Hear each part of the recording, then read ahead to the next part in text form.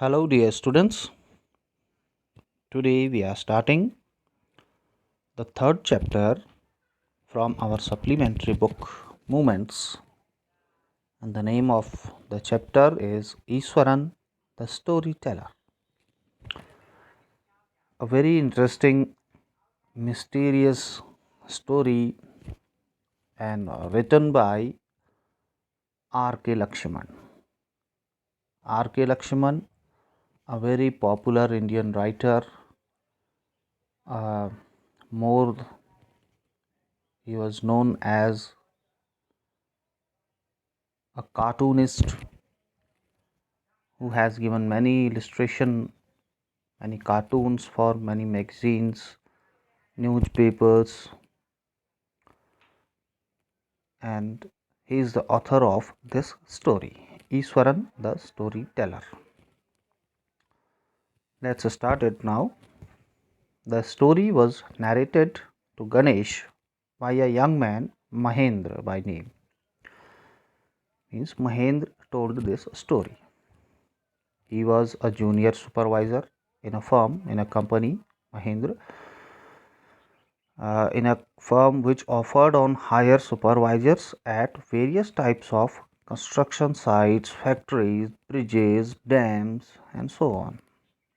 Means Mahindra's company would be giving supervisors for various type of construction works.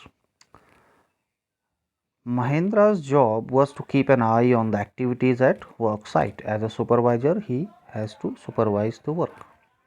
He had to keep moving from place to place very now and then as ordered by his head office. From a coal mining area to a railway bridge construction site, from there after a few months to a chemical plant which was coming up somewhere, means he could be transferred anywhere wherever the construction work was going on. He would be given the supervision work there and he had to shift to that place. He was a bachelor. His needs were simple and he was able to adjust himself to all kinds of odd conditions. Whether it was an ill equipped circuit house or a makeshift canvas tent in the middle of a stone quarry, means in any condition he could adjust himself. But one asset he had was his cook Iswaran.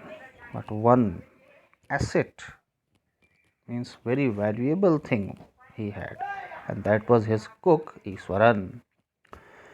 The cook was quite attached to Mahendra and followed him uncomplainingly wherever he was posted.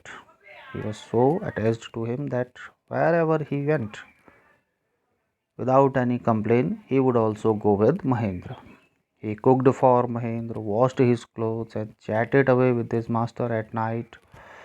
He could weave out endless stories and anecdotes on varied subjects or different subjects. He would tell stories, incidents.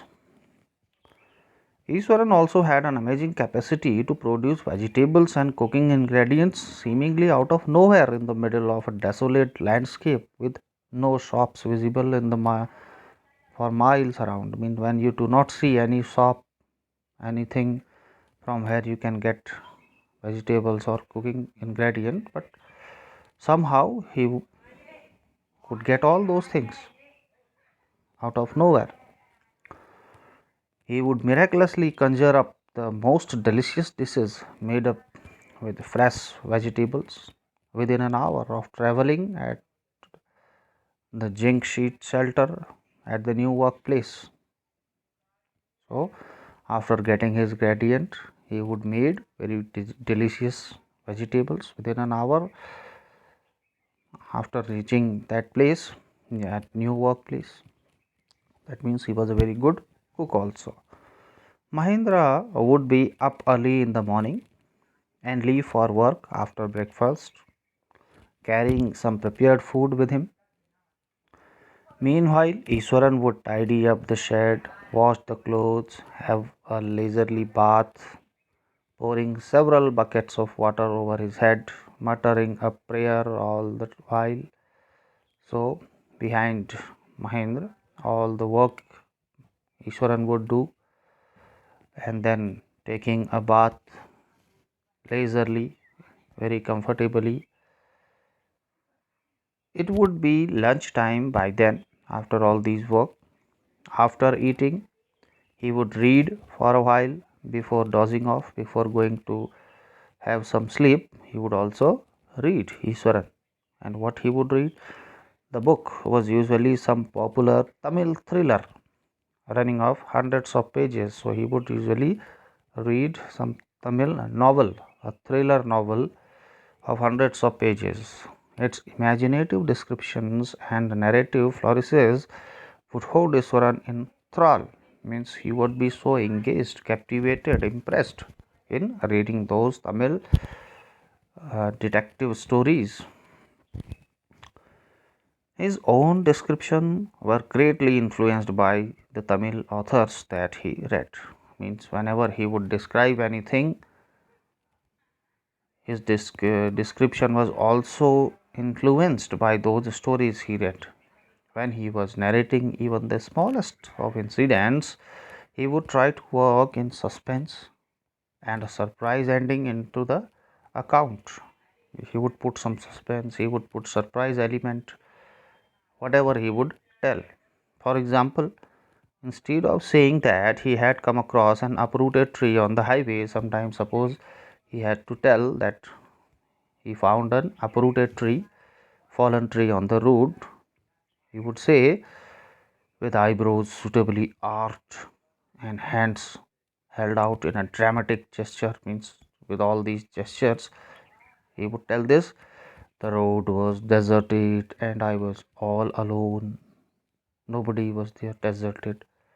Suddenly, I spotted something that looked like an enormous bushy beast lying sprawled across the road.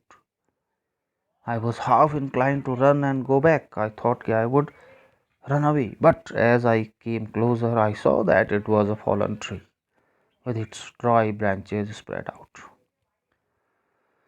So, just telling that he saw a fallen tree, he would add all these suspicious, mysterious elements into his story while telling about this.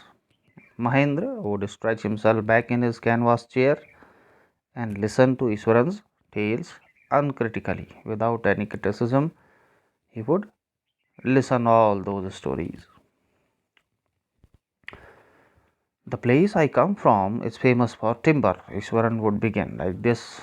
He would tell his story where he comes from. That place is famous for timber wood, and there is a richly wooded forest all around. The logs are hauled on the lorries by the elephants.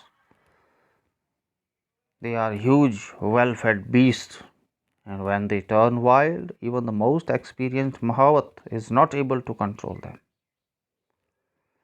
After this prologue, Iswaran would launch into an elaborate anecdote involving an elephant. So, like this, he had made some background for his story he was going to tell.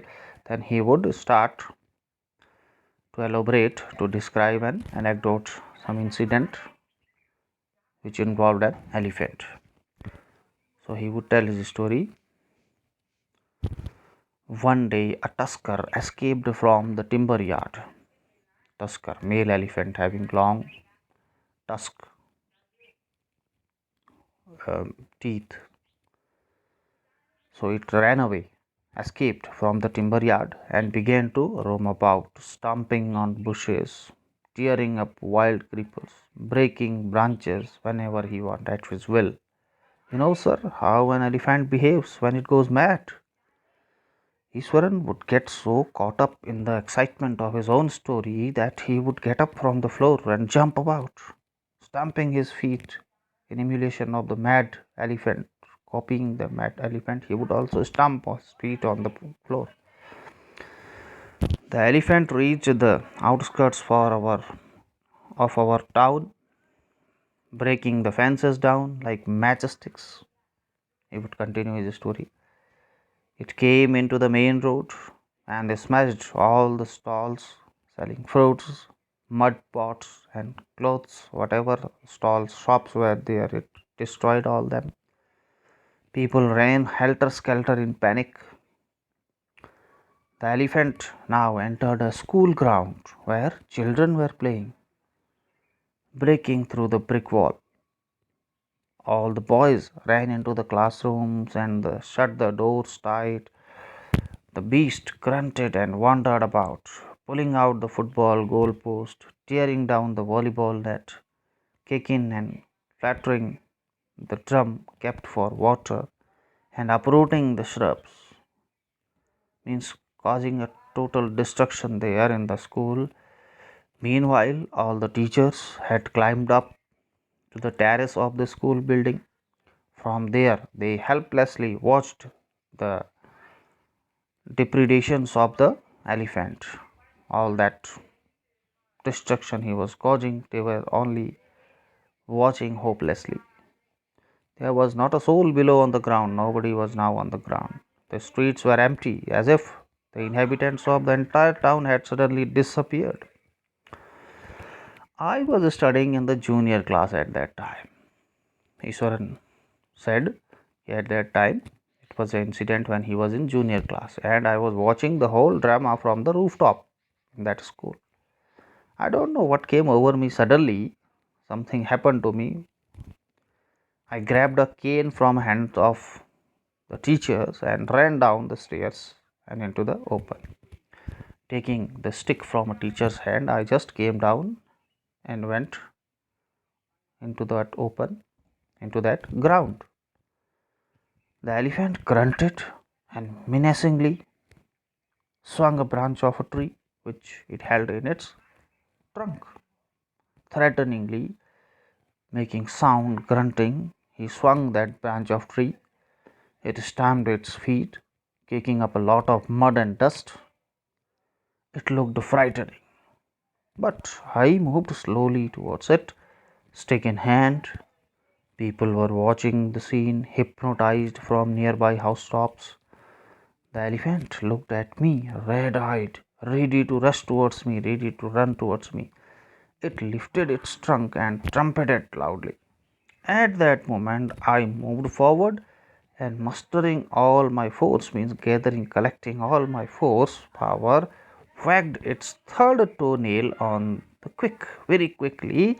I hit on his third toenail with that stick. The beast looked stunned for a moment. He was stunned, means shocked. He could not move. And then it shivered from head to foot and collapsed. When I, Iswaran said, when I struck him on the third toenail with that stick, it shivered. It kind of vibrated from head to foot and then collapsed on ground, fell on ground. At this point, Iswaran would leave the story unfinished and get up mumbling, "Oh, I'll be back after lighting the gas and warming up the dinner." Saying this, he would get up, leaving his story in between. Okay, I will come back after lighting the gas, warming up the dinner. Mahendra, who had been listening with rapt attention, would be left hanging. Now, Mahendra was listening all this very carefully, attentively. Suddenly, he was left. When he returned, Ishwaran would not pick up the thread of the story right away. He would not start the story right away until he was told, he was asked. So, Mahendra would have to remind him that the conclusion was pending, means he did not tell the story how it ended. Okay, well, a veterinary doctor was summoned to revive the animal. So he would continue his story telling that then veterinary doctor was called to revive that elephant. Iswaran would shrug casually. 2 days later, it was led away by its Mahavat to the jungle. Very casually, he would say it took 2 days to come back to the life again, to consciousness again. Then it was taken away by its Mahavat. Well, how did you manage to do it, Iswaran? How did you bring down the beast? Mahendra asked. Oh, it has something to do with the Japanese art, I think, sir. Karate or Jujutsu, something it is called. I had read about it somewhere. it temporarily paralyzes the nervous system, you see. So he tells he knew some karate or jujutsu kind of martial art, and he used that, and it temporarily paralyzes the nervous system. That happened with the elephant. Not a day passed without Iswaran recounting some story packed with adventure or horror or suspense. Means every day he would tell these type of stories.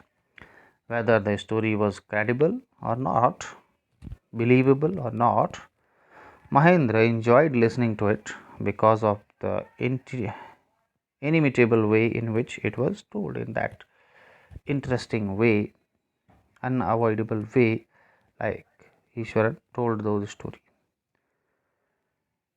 Iswaran seemed to more than make up for the absence of a TV in Mahindra's living quarters. So, in this way, Iswaran was just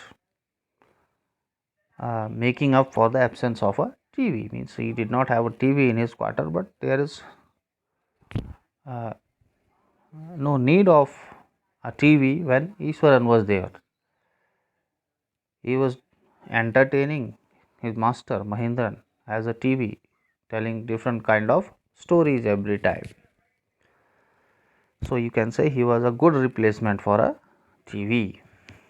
Now uh, there is much more, so for one video I think this is enough.